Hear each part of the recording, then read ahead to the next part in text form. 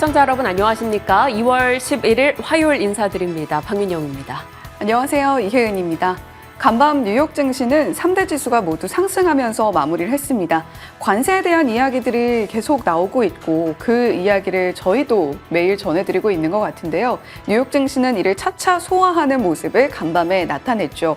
특히 기술주 위주의 상승 랠리가 돋보였는데 TSMC의 1월 매출이 시장 기대보다 역시 양호하게 나왔습니다. 이러한 부분들이 국내 반도체 종목들의 센티멘탈에는 또 어떤 영향을 미치게 될지 한번 주목을 해보시면 좋겠고요. 엔비디아 역시도 주가 상승을 만들어냈다는 점, 팔란티어도 동시 상승을 누렸다는 점도 체크해 보시면 좋겠습니다.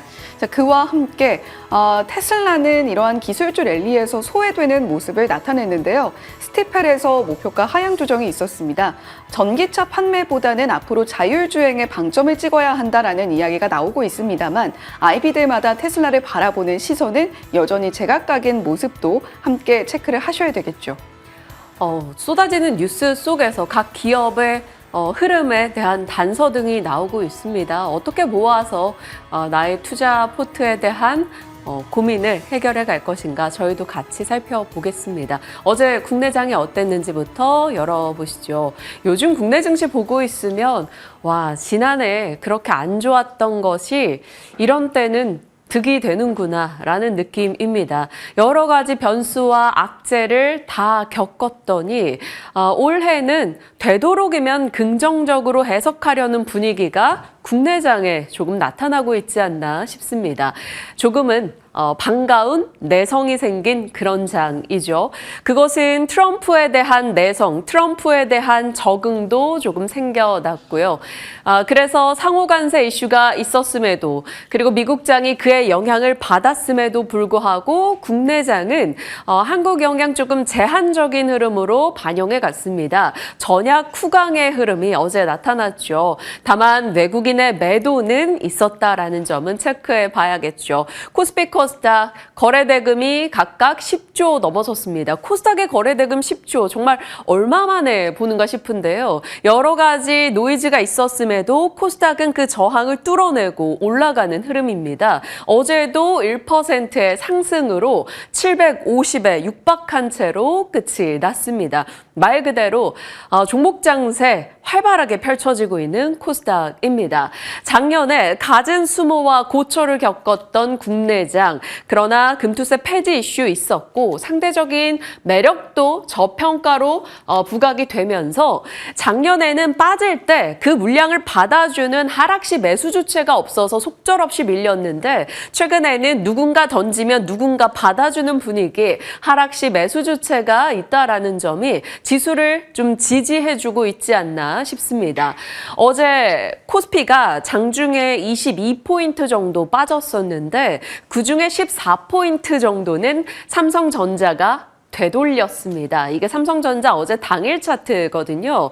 이렇게 흘러가다가 2시경 해가지고 삼성전자가 이렇게 일어나면서 3% 이상 올랐습니다. 아마 삼성전자가 아니었다면 코스피의 지수 낙폭은 조금은 더 컸겠죠.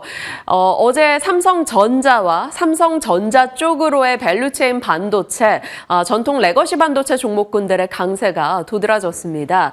두산 테스나, 하나머티리얼즈, YC, DB하이텍, 사피엔 반도체, 한솔케미칼 이런 종목들의 강세가 도드라졌죠.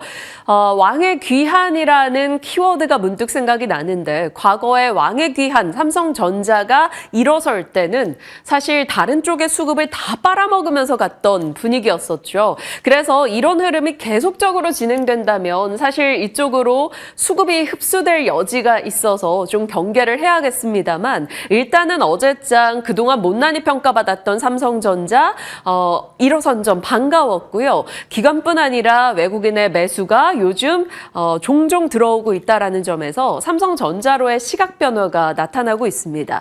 삼성전자 갑자기 모든 키워드가 달라붙고 있는 느낌인데요. AI, HBM에서도 일부 딥시크 이슈 이후에 기대치가 조금 올라가고 있다는 점, 레거시 업황의 회복의 기대감, AI, 온디바이스 AI, 밸류업의 키워드가 맞물리고 있습니다.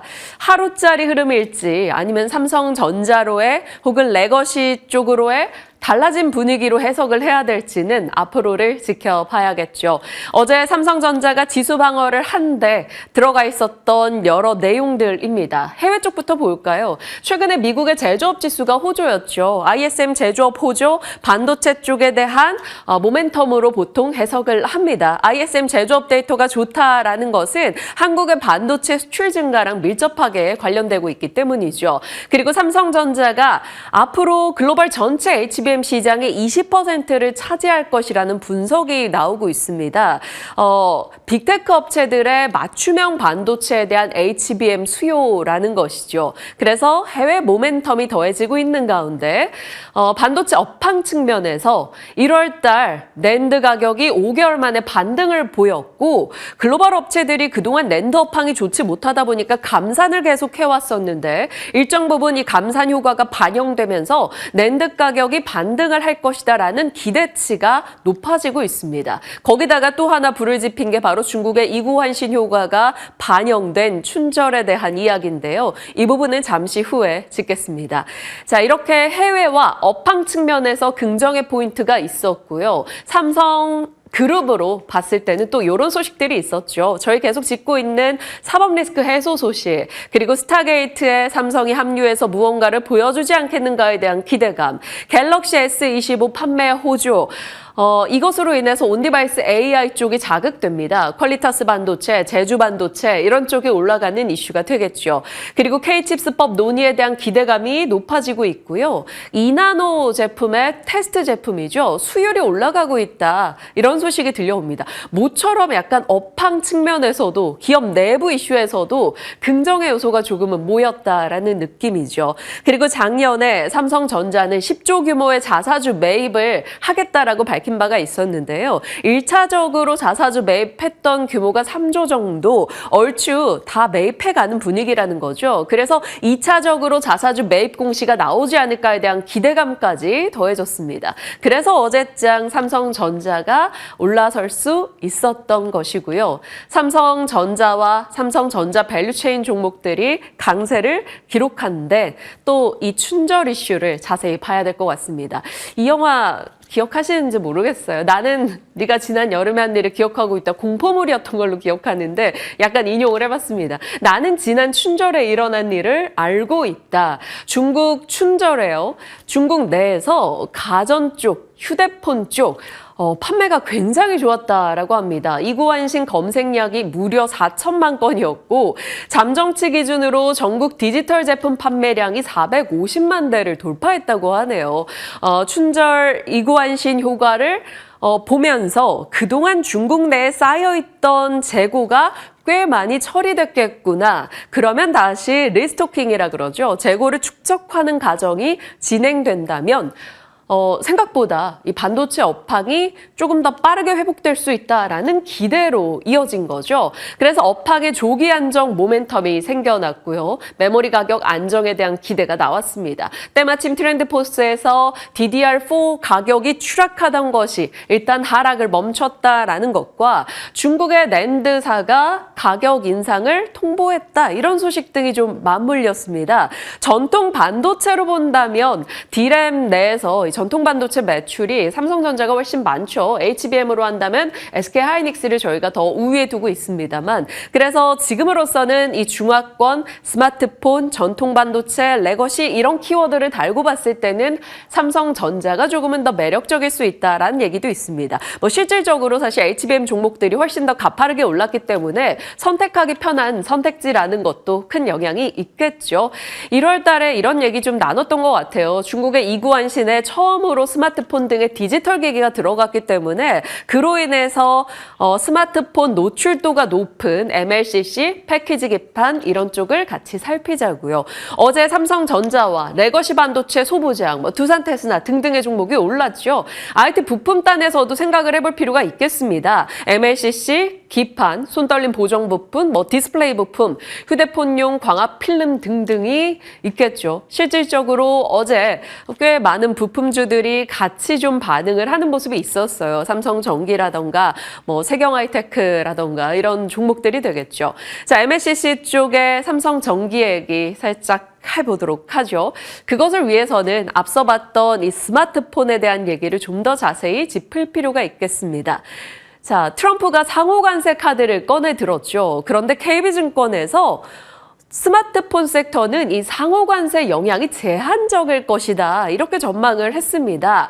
왜냐하면 미국으로의 스마트폰 수입 내용을 들여다보면 중국에서 만든 애플이 81%가 넘어간다라는 거죠. 그러니까 중국의 스마트폰에 대한 관세 규제를 때려버리면 결국에는 애플이 타격을 받게 된다라는 겁니다. 그리고 만약에 인디아 쪽에 대한 관세를 부과할 경우 애플과 삼성이 타격받고 베트남에 대한 관세는 삼성전자 그런데 4.4% 정도 그치고 있습니다. 그래서 중국산 스마트폰에 대한 관세 부과는 애플을 치는 일이기 때문에 오히려 미국 내 중국의 스마트폰 점유율은 1%에 불과하다. 결국 스마트폰엔 과거에 관세를 부과했던 적이 관세 공격을 했던 적이 없었다라는 측면에서 스마트폰 관세 무풍지대로 전망을 하고 있는 거죠.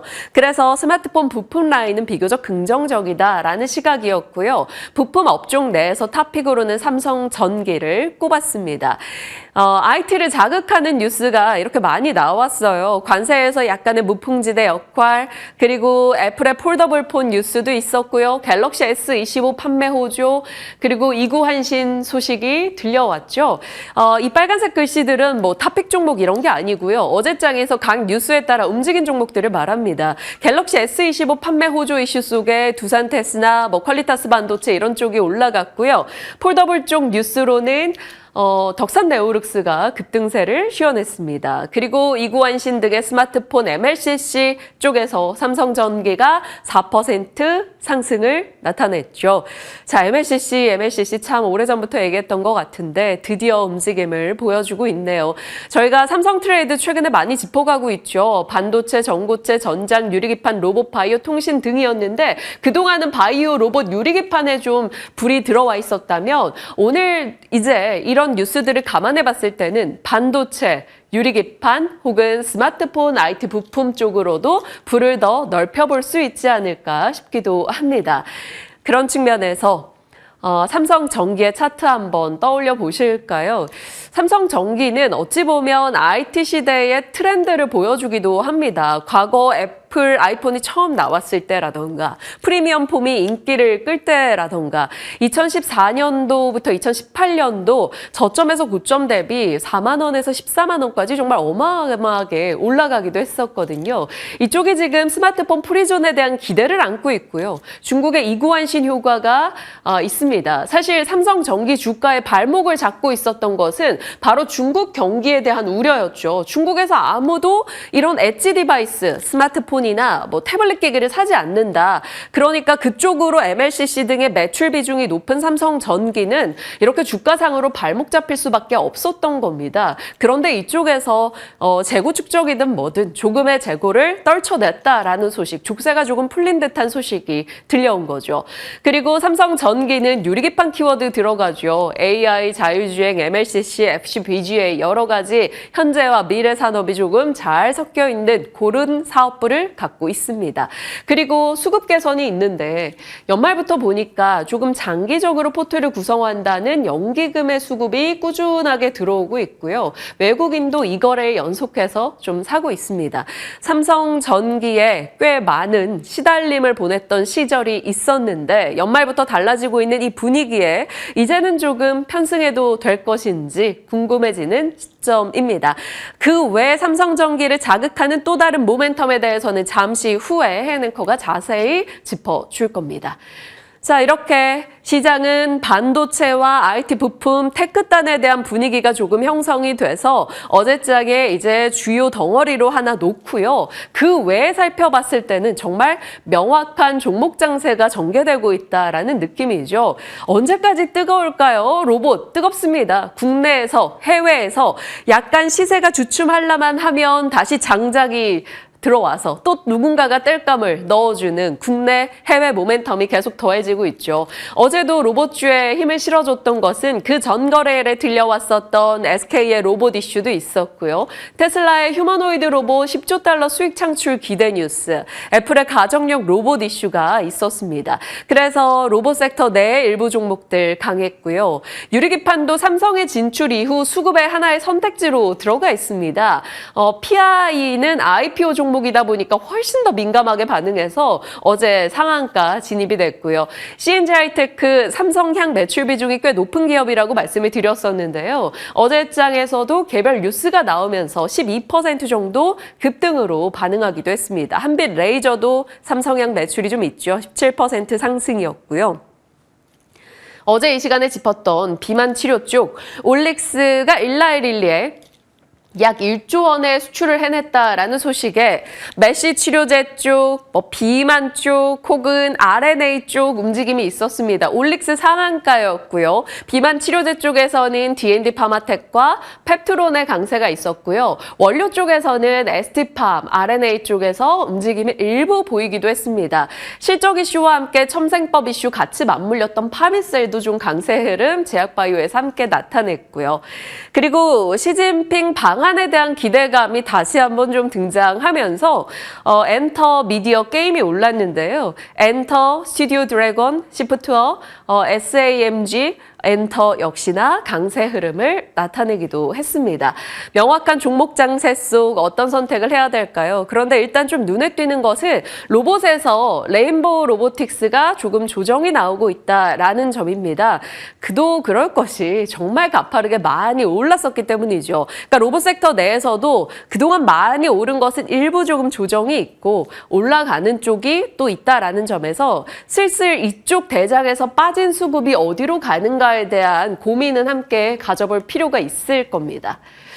이런 순간이 참 고민되죠. 차익 실현을 볼 때요. 어제 외국인의 차익 실현 움직임이 나온 쪽입니다.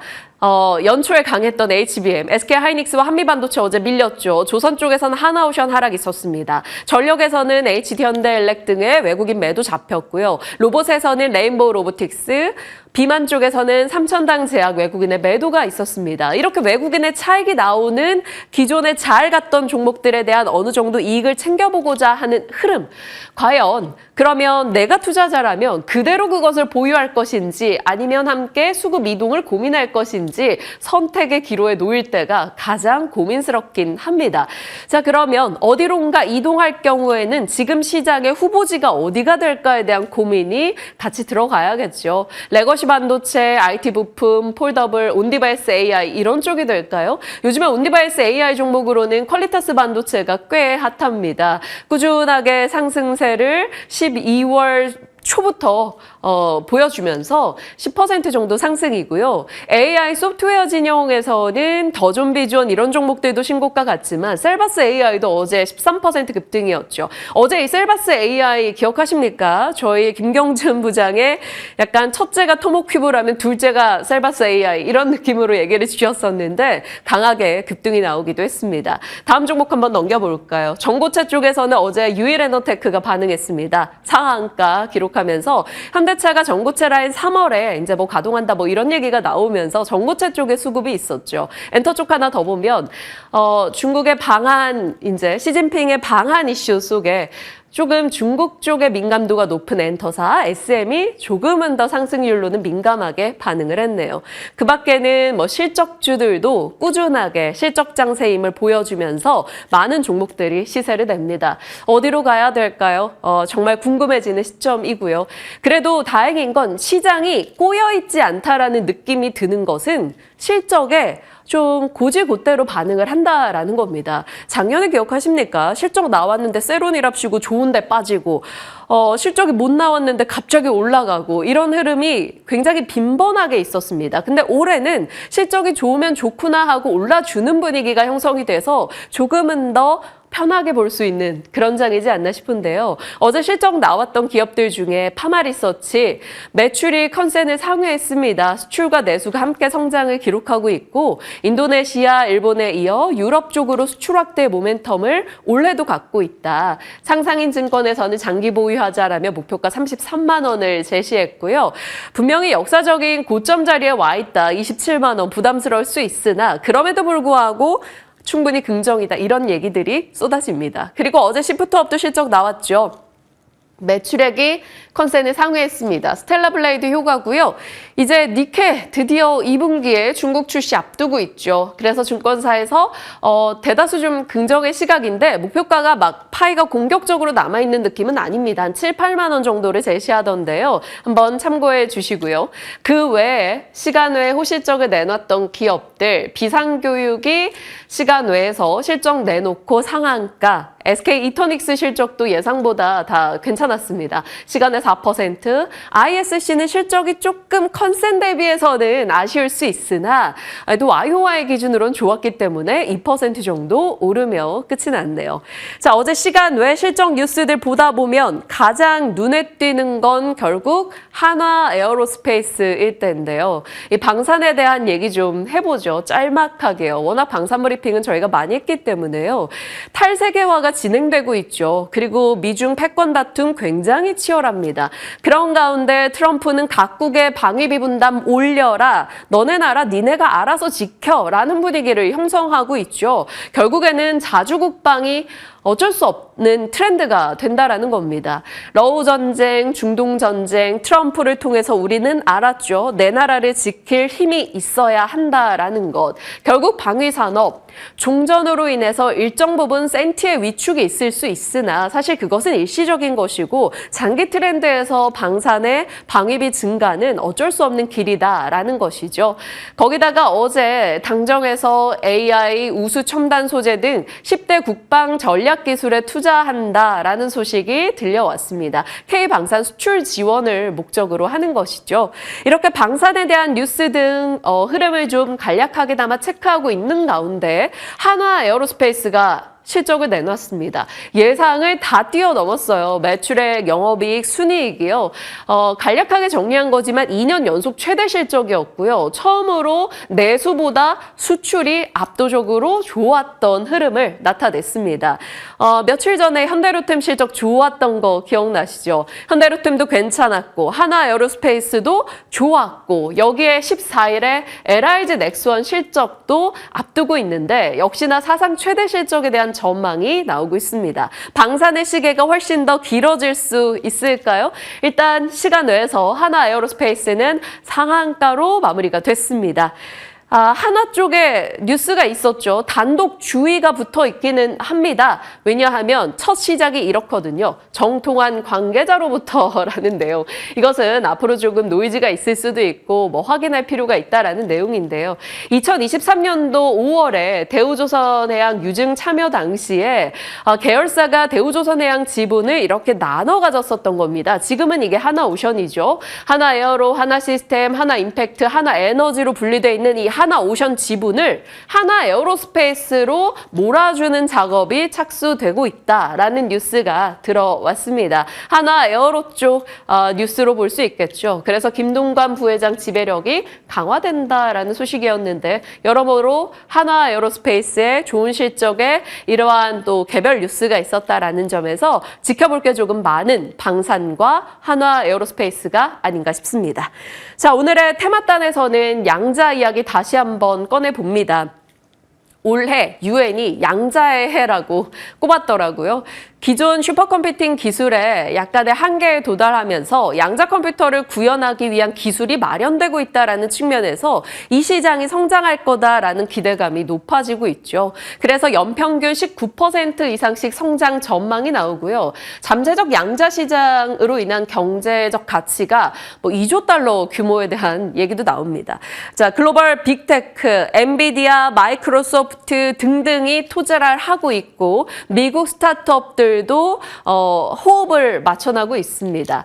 양자 잡기 결국 패권 잡기로 인식되고 있죠. 미국과 중국은 양자에 대한 투자를 굉장히 강하게 하고 있기 때문입니다. 다만 양자 컴퓨팅의 상용화 시기에 대한 노이즈는 있죠. 젠슨왕의 한마디로 막 급락했던 그 시기를 떠올려 보시면 될 겁니다. 다만 그럼에도 불구하고 양자에 대한 기대치가 조금 바르게 자라나고 있는 상황인데요. 작년 12월 양자에 대해서 자세하게 브리핑했던 거 기억나십니까?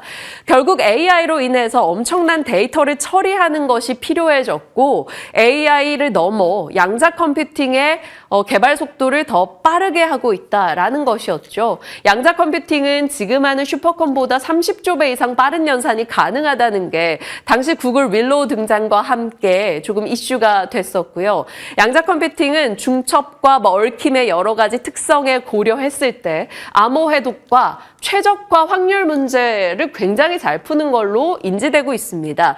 교통이든 금융이든 AI 제약 개발이든 모든 산업의 최적화 확률은 엄청난 시간과 비용을 줄여줄 수 있다는 측면에서 이것을 잡고 암호 해독을 가장 잘하는 양자 컴퓨팅을 잡고 세계 패권을 잡겠다라는 미중의 의지를 들여다봤을 때 결국 양자 컴퓨팅의 개발은 모두가 치열하게 할 수밖에 없다라는 스토리였죠. 그런 장기적인 스토리에 개별적으로 이렇게 트레이딩 뉴스가 붙는 시점이 있습니다. 어제 일본 도쿄대와 통신지주 쪽이죠. NTT가 기존보다 1000배 빠른 양자 컴퓨팅 기술 개발했다 이런 뉴스가 나왔고요. K 양자 기술에 올해 얼마 투자한다 이런 소식이 있었습니다. 그래서 시간 외에서 양자 종목들의 강세가 도드라졌죠. NTT 지분 보유하고 있는 알서포트까지 같이 올라갔고요. KCS, QSI, 엑스게이트, 한국첨단소재, 우리로 등의 종목들 시간에 전반적인 강세를 나타내기도 했습니다. 자, 이들의 시세를 미국에서도 좀 받아줬는데 양자 쪽 미국에서도 가겠더라고요. 하나씩 보시죠. 뉴욕 증시 3대 지수는 트럼프 관세에 대한 부담을 갖고 있음에도 불구하고 일단 테크 쪽과 테마단이 골고루 올라가면서 모두 다 상승으로 끝이 났습니다. 나스닥 1% 정도 올랐네요. 거기 기저에 좀 힘을 실어준 것이 바로 이 뉴욕 연은 1년 기대 인플레였습니다. 안정적으로 나오면서 물가 데이터를 좀 지켜보자 하는 드라마틱한 반응이 안 나왔다라는 것이 긍정적이죠. 다만 유가와 가스는 조금 올랐습니다. 자, AI 진영에 힘을 실어준 게 바로 이 대만 쪽의 업체들이었습니다. 대만 기업들 TSMC 1월 매출 좋았고요. 폭스콘, 호나이 등에서도 긍정의 목소리와 앞으로의 전망도 괜찮게 나왔습니다. 그러면서 AI 하드웨어, 소프트웨어가 콜라보로 올라줬는데요. 브로드컴, 엔비디아, AMD, 마이크론 인텔, 웨스턴 디지털, 델까지 AI 쪽으로 볼 수 있는 하드웨어가 전반적인 강세를 나타냈습니다. 엔비디아는 프랑스에서 이제 유럽판 스타게이트 엄청난 AI 서밋 투자 관련 이슈가 있었죠. 그래서 엔비디아가 2.8% 올라갔고요. 슈퍼마이크로 컴퓨터도 이 폭스콘에서 AI 서버 매출이 늘었다라는 소식과 실적 앞두고 좀 기대치가 몰리면서 급등이 있었습니다. 모처럼 AI 테크 진영의 강세였죠. AI 소프트웨어와 AI 하드웨어의 시소 속에서 일단은 테크 쪽이 오늘은 더 강했고 소프트웨어도 못지않게 팔란티어를 중심으로 쫓아갔던 하루 이렇게 볼 수 있습니다. 거기에 동참하지 못된 게 테슬라인데요. 여기저기 전기차 판매 좀 부진하다. 독일, 프랑스, 캘리포니아, 중국 그리고 오늘은 영국 쪽의 판매 부진 이슈까지 더해졌고요. 완전 자율주행 FSD 13 버전에 약간의 사고 뉴스까지 있었습니다. 그리고 비아디가 천신의 눈이라는 자율주행 시스템을 공개한 점도 영향이 있었겠죠. 테슬라가 3% 하락했습니다. 여러 분야로 테마단을 자극하는 흐름도 있었는데요. 자율주행 모빌아이 급등이었고요. 양자 쪽에서는 시스큐의 상승세, 우주항공은 로켓랩의 강세 등이 돋보이기도 했습니다. 전체적으로 많은 종목들이 빨간 상승불을 켜기로 했는데 테크 부활이 가장 중요한 키워드가 아니었나 싶어요. 유럽판 스타게이트, 그리고 대만의 반도체 업체들의 상승, 미국의 반도체 진영의 압도적인 상승세, 미국 내 헤지펀드 테크 업종에 대한 긍정의 의견이 나왔다라는 내용까지 더해지면서 반도체, AI 소프트웨어 진영 함께 올랐고요. 에너지 원이 올라가면서 유가 쪽, 원유 쪽도 상승 흐름이 나타났습니다. 결국 오늘 장은 어제에 이어서 국내 테크 진영은 좀 긍정의 소식으로 바라볼 수 있을지 기대를 좀 해봅니다. 엔비디아, 브로드컴, 삼성전자, 마이크론까지 같이 올라줬고요. 미국의 헤지펀드의 테크 긍정, 반도체 따는 오늘 나쁠 것 없는 분위기가 조성이 돼 있습니다. 그러면 같이 온디바이스 AI나 전장이나 OLED나 여러 모멘텀을 봤을 때 IT 부품단도 분위기 계속 탈 수 있을지 좀 지켜봐야 되겠고요. 방산 쪽에서는 하나 에어로스페이스, 현대 로템에 이어 서프라이즈 실적을 내놓은 점 힘이 실릴지 보겠습니다. 양자 뉴스 앞서 전해드렸고요. 재건도 어제 이제 혜연앵커도 자세히 브리핑 해주셨고 재건주들 어제 좋았는데요.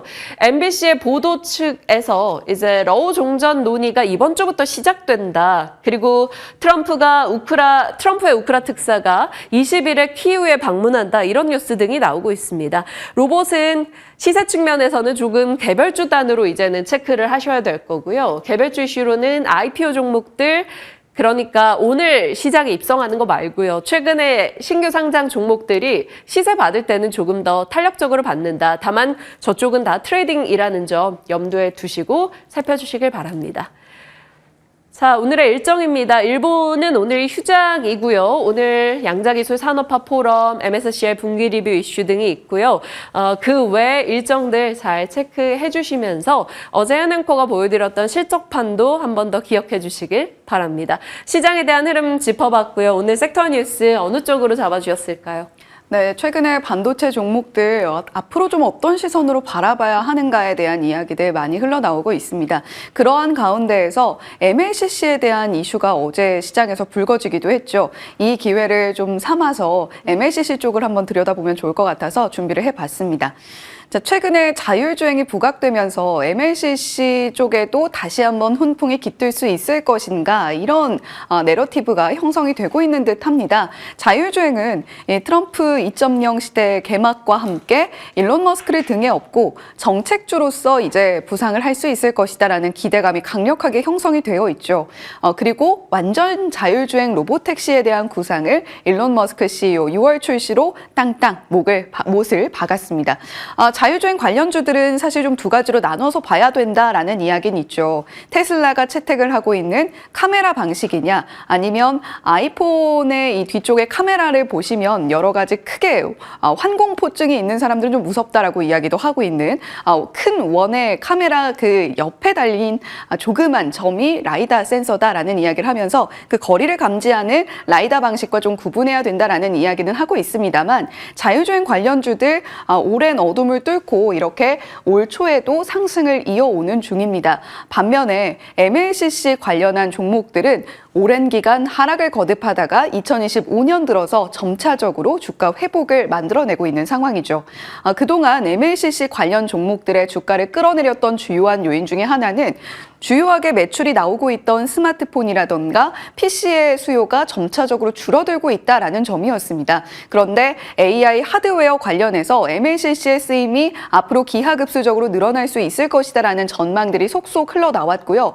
어제도 MLCC 관련주들의 상승에는 일본의 글로벌 1위 MLCC 업체인 무라타의 전망이 크게 유효하기도 했죠.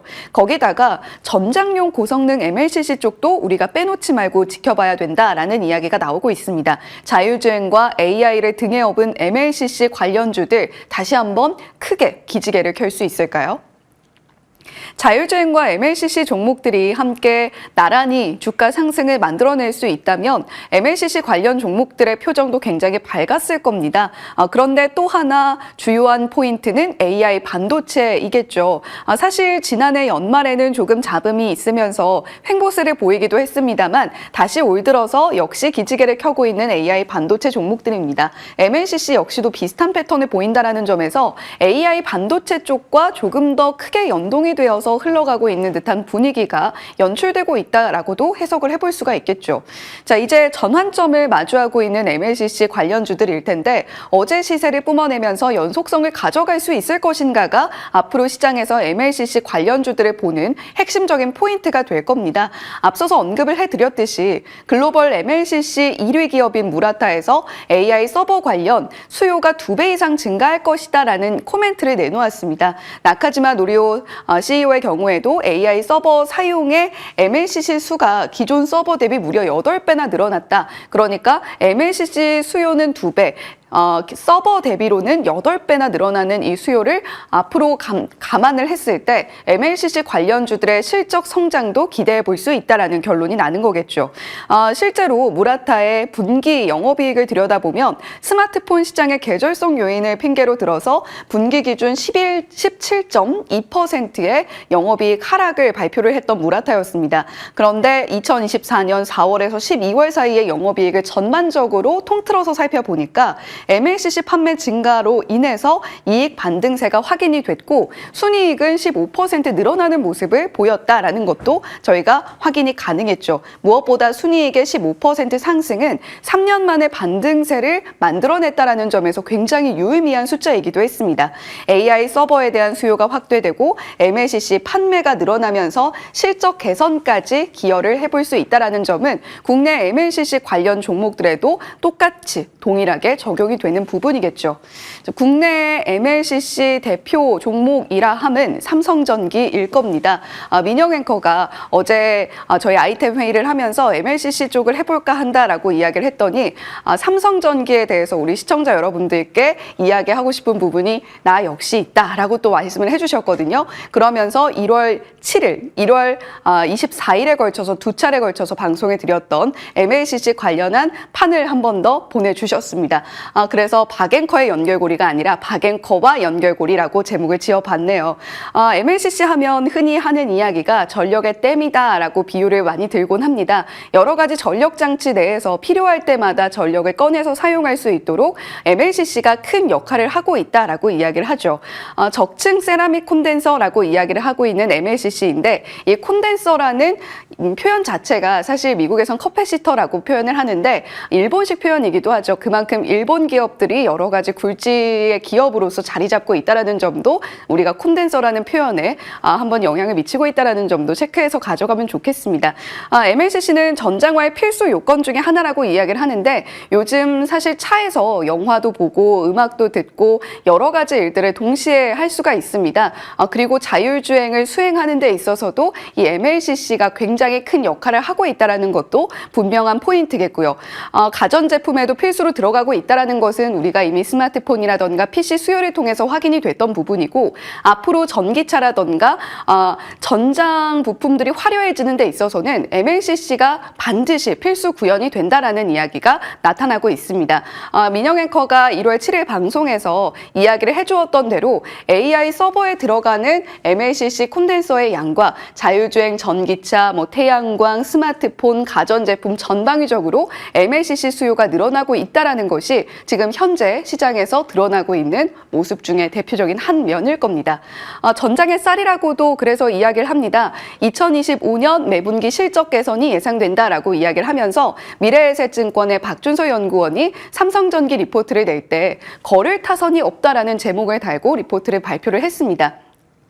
삼성전기는 지금도 역시 글로벌 2위 기업으로서 굳건하게 자리를 하고 있습니다만 이제는 고성능 MLCC 쪽에서도 퍼포먼스를 보여주기 위해서 굉장히 애를 쓰고 있고 실제로 가시적인 성과를 나타내고 있죠. 자율주행 핵심 장치인 라이다용 MLCC를 세계 최초로 개발을 했고요.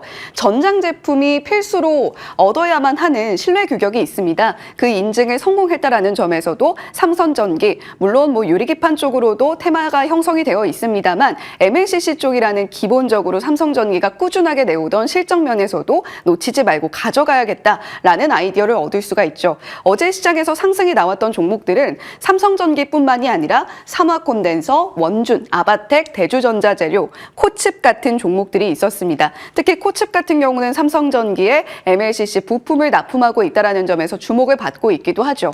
관련한 종목들 한번 더 지켜보면요. 대표적으로 삼성전기, 삼화콘덴서, 대주전자재료, 이수페타시스가 거론이 되고 있습니다.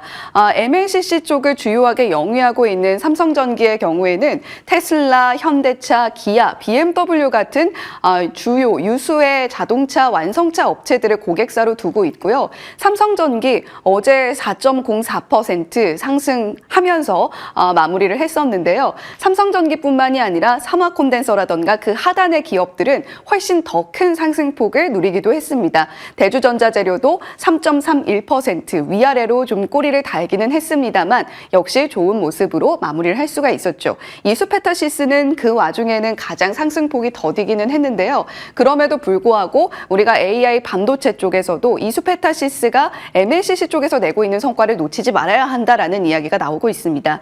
특히 차량용 PCB 쪽을 영위하고 있다는 점에서 전장 MLCC 기판을 제조하고 있다는 이수페타시스의 사업군은 앞으로 MLCC 관련 종목들이 언급이 될 때마다 놓치지 말고 가져가야 하는 하나의 포인트가 되겠죠. 자, MLCC도 이제 다시 한번 기지개를 켜기 위한 모습들을 나타내고 있는데 그 다음 아이디어까지 한번 좀 가지고 와봤습니다. DB하이텍의 최근 주가 흐름이 굉장히 좋습니다. 최근 7일의 주가 흐름인데요. 어제도 시장에서 상승을 만들어내면서 DB하이텍의 시장의 주목도가 상당히 높아지고 있는 요즘이죠.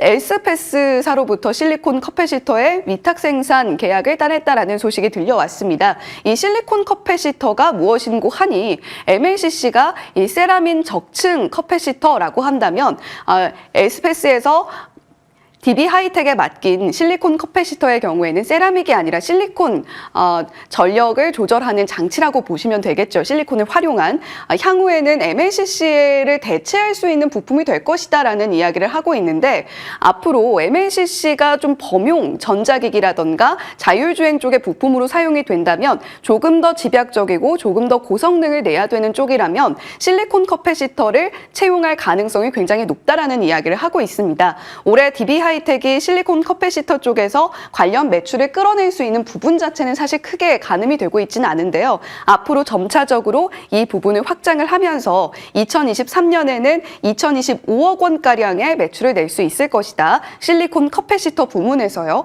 이런 이야기들이 나오고 있으니까요. 하나의 투자 아이디어로 가져가시면 좋을 것 같습니다.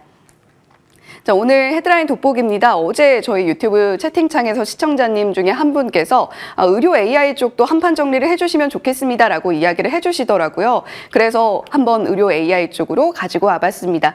최근에 템퍼스 AI의 주가 상승 흐름이 굉장히 심상치 않죠. 그리고 국내 서학 투자자 분들께서도 템퍼스 AI를 빅테크 기업에 이어서 상당히 많은 부분의 자금을 투입해서 매수를 했다라는 집계 데이터도 나와 있는 상황입니다. 샘 올트먼 CEO의 방한으로 인해서 의료 AI 관련주들의 상승세가 굉장히 돋보이고 있는데 루닛은 최근 주가가 살짝 꺾이고 있고요. AI 신약 개발 쪽에서 신테카 바이오의 주가 상승 흐름도 최근에 돋보이는 종목 중에 하나라는 점을 반증하고 있습니다. 저희 1월 7일 투자뉴스 7에서 전해드렸던 내용인데 좀 글자 압박이 많기는 하죠. 2025년 국내 바이오 헬스 분야의 FDA 허가 예상 품목을 당시에 전해드리면서 작성했던 표입니다. JLK는 이미 JLK ICH 제품의 경우에는 승인을 받은 상황이고요. 뉴로핏의 아쿠아 AD도 시판 전에 신고까지 저희가 추가를 해서 한번 업데이트를 해봤습니다. 그뿐만이 아니라 노을 역시도 혈액 암 진단 원천 기술에 있어서 미국의 특허 등록에 성공했다라는 이야기가 3일 전에 보도를 통해서 들려왔으니까요. JLK, 뷰노, 딥노이드, 뉴로핏과 노을까지 한번 지켜보시면 좋겠죠. 자, 그러한 가운데에서 한판 정리로 이야기를 하셨던 부분, AI 영상 진단과 솔루션 플랫폼 쪽, 신약 개발, 바이오마커, AI 헬스케어 쪽까지 종목들을 정리를 해봤습니다. 최근에는 AI 신약 개발 쪽으로 시선이 좀 쏠리고 있는 것 같은데요. 신테카바이오, 유한양액이 투자를 하고 있습니다. 그리고 온코크로스, 파로스아이 바이오, 보로노에 같은 종목들 최근에 주가 흐름이 나쁘지 않으니까요. AI 진단과 솔루션 플랫폼 쪽에 좀 집중됐던 시세가 조금 더 온기 확산으로 그 곁가지까지 흘러 넘치고 있는 것은 아닌가에 대한 아이디어도 필요한 시점이기도 합니다. 다만 아쉬운 것은 실적일 텐데요. 성장성은 분명 확인이 되고 있습니다. 매출은 꾸준히 늘어나고 있으니까요. 그런데 영업이익과 당기순이익을 보면 모두 파란빛입니다. 모두 순이익이 아니라 순손실을 기록하고 있다라는 이야기겠죠. 루닛과 딥노이드는 지난 연간 기준의 실적으로 매출과 손실이 모두 늘어났고요. JLK는 매출과 수익성이 모두 떨어지는 모습, 뷰노의 경우에는 영업 손실은 조금 줄어들긴 했습니다만 적자가 지속되고 있는 상황을 면치 못하고 있습니다. 물론 지난 한 해 동안 상황이 녹록지 않았죠. 보통 대형 병원에 이런 솔루션을 제공을 하는데 의정 갈등으로 인해서 상급 종합병원에 가려는 수요 자체가 줄었고 상급 종합병원을 상대로 하는 영업도 굉장히 좀 부진하게 일어났다라는 점을 이렇게 영업 손실과 단기 순손실이 크게 늘어날 수 있었던 요인으로 지목이 되고 있습니다. 그렇다면 저희가 할 수 있는 질문은 역대 최대 매출을 계속해서 경신하고 있는 이 의료 AI 관련주들의 영업 적자 지속과 확대를 어떻게 볼 수 있을 것인가? 올해는 수익성이 개선이 가능할까? 이쪽으로 시선을 옮겨볼 때가 아닌가라는 질문을 던져볼 시점인 것 같습니다. 시청자분의 요청 한 줄에 혜연 앵커가 이렇게 화답했습니다. 그러면 저희의 질문에 또 전문가분들께서는 어떤 답으로 화답을 해주실지 같이 고민하겠습니다. 지금부터 전략 챙겨보시죠.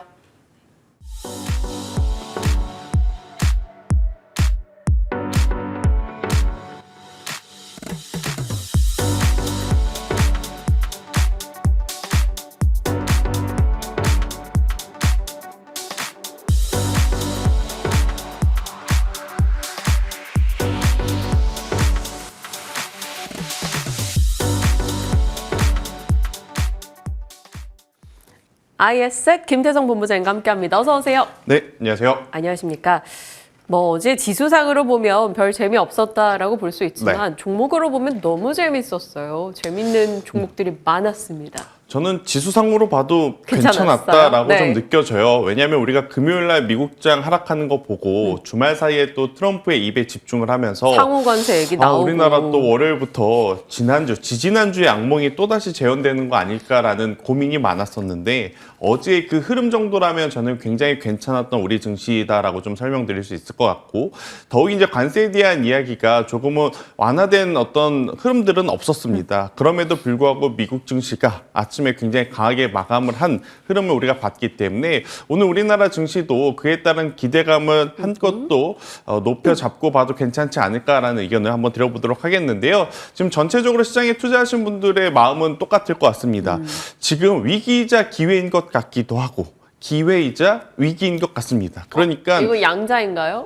알겠는데 모르겠고 위기와 기회 그 중간 어딘가에 있는 지금 우리 투자자분들이 굉장히 많을 것 같은데 어떤 종목을 가지고 있느냐에 따라서 나는 지금 기회다라고 느껴지시는 분들이 많을 것 같고 또 어떤 종목을 가지고 있느냐에 따라서 내 지금 포트와 내 지금 투자의 라이프가 조금 위기다라고 느껴지신 분들이 있을 만큼 지금은 지수 플레이보다는 결국 종목에 집중을 해야 살아남을 수 있는 그런 시장의 흐름이 아닌가라는 생각이 들어서요. 지금은 저는 숲보다 나무를 조금 더 살펴보시는 게 더 맞은 전략이 아닌가라는 의견을 한번 드려보도록 하겠습니다.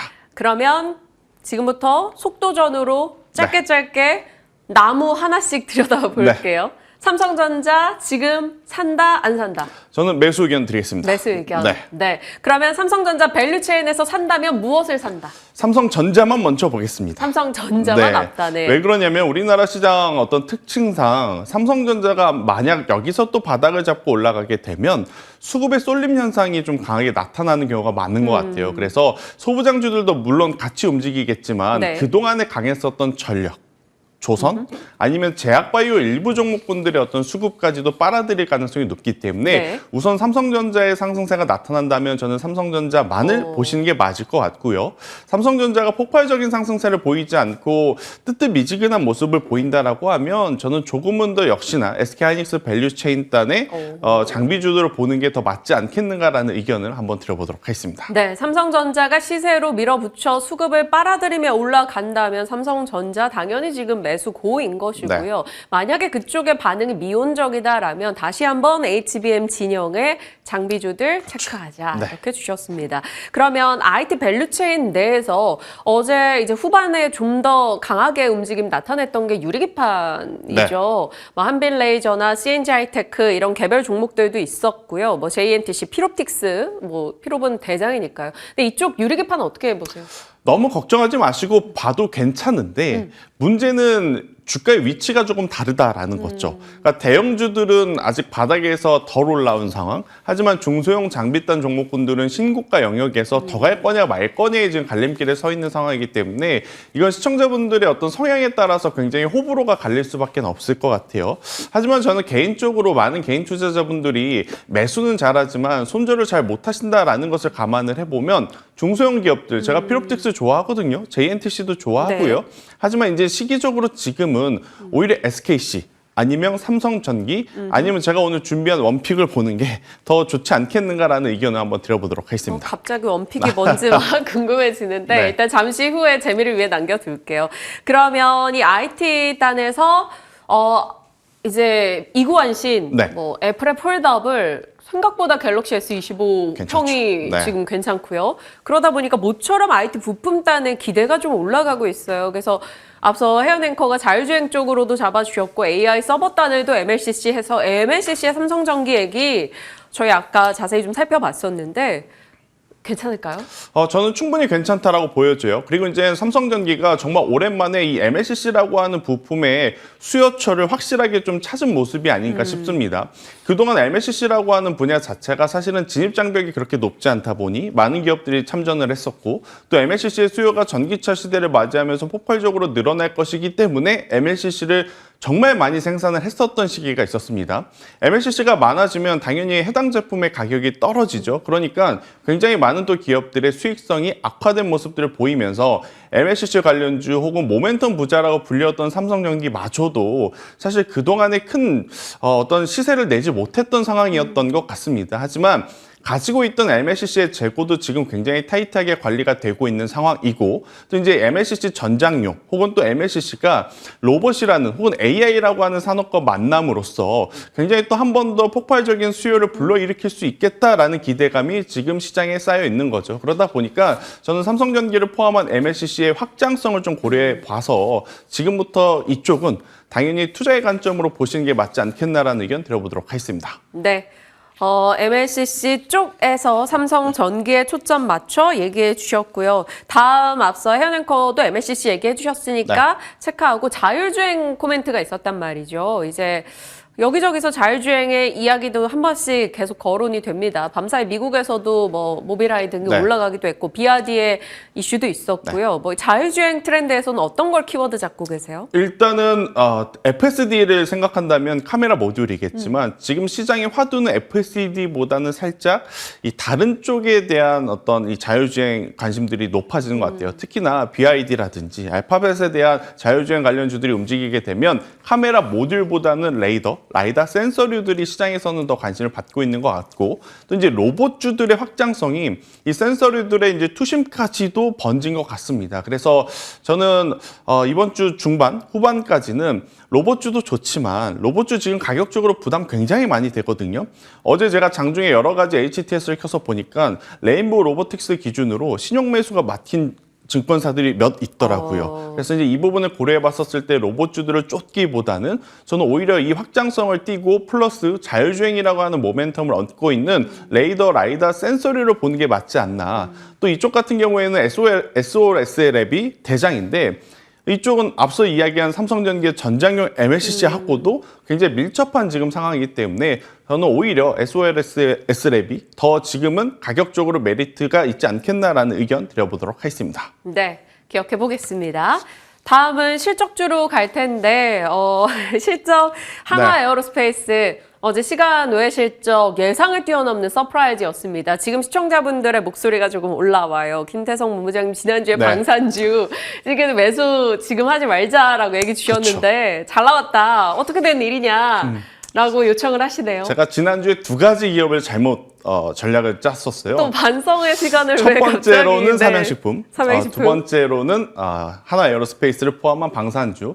일단은 신규 매수는 저는 어렵다라고 봤었고 기존에 보유하셨던 분들이 조금은 유연하게 대응을 하셨으면 좋겠다라는 전략을 지난주에 드렸는데 일단 현대로템이 이렇게까지 큰 실적을 낼 거라고 생각은 못했었습니다. 특히나 주가가 바닥 대비 많이 올라온 상황에 우리나라의 패턴, 세론이라고 하는 흐름들이 나오지 않는 상황에서 하나 에어로스페이스까지 어제 시간의 상한가를 가서 네. 제가 스트레스가 엄청 심하게 왔었더라고요. 예. 하지만 저의 기존의 보유자분들의 영역이지 지금 여기서 쫓아가기에는 아무래도 이제 수익을 볼 구간이 여전히 적다라는 기존을 좀 유지를 해야 될 것 같고요. 대신에 지난주에 바닥에서 출발하는 종목군들 중에 DBIT카 같은 기업들은 봐도 괜찮다라고 맞아요. 했으니 이 부분을 조금 기억해 생각을 주십사. 해주십사. 저는 이야기를 한번 드려보도록 하겠고요.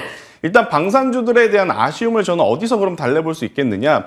결국 대형 방산주들이 강하면 부품사들까지 꼭 챙겨야 될 것 같습니다. 특히 i3 시스템은 LIG 넥슨과 현대로템 하나에어로스페이스를 모두 고객사를 갖고 있으면서 지금 센서류와 또 밀접한 상황이고 또 이제 곧 있으면 일론 머스크가 방산에 대한 이야기를 하겠다라고 하죠. 일론 머스크가 작년에 기존의 방산은 조금 비판하는 모습을 보였고 오히려 드론이라든지 UAM 관련한 이야기를 좀 많이 했었기에 저는 i3 시스템을 한번 쫓아보는 것도 지금의 위치에서는 현대로템과 하나 에어로스페이스의 아쉬움을 좀 달래볼 수 있는 그러한 흐름이 아닌가라는 의견을 한번 드려보도록 하겠습니다. 네, 가감 없이 이제 투자 전략에 대해서 리뷰를 이렇게 해주고 계시는데요. 좋았던 쪽, 뭐 그렇지 않은 쪽도 골고루 AS 해주십니다. 지금 큰 수익 감사하다라고 DBI텍에 대한 의견도 올라오고 이렇게 반성해 주시는 거에 대해서도 감사하다는 의견들도 나오네요. 주식이 다 그렇죠. 정치 경제 이슈, 뭐 개인의 성향 이슈까지 다 파악을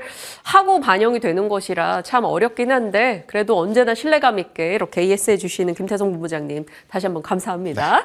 자, 방산까지 살펴봤고 오늘의 픽 종목이 코스모화학이네요. 네, 일단 뭐 전통적인 MLCC라고 볼 수는 없지만 확장을 한다면 코스모 화학까지도 이제는 체크해볼 필요가 있다. 그러니까 이산화 티타늄을 우리나라에서 만드는 유일한 기업 중에 하나. 그러니까 폐배터리 관련주로 이제 많이들 아시겠지만 결국 코스모 화학의 고객사들 중에 코스모 신소재가 있고 또 코스모 신소재는 MLCC에 또 가장 밀접한 어떤 산업을 가지고 있는 상황이니만큼 또 코스모 화학에 최근에 인사 이동이 있었습니다.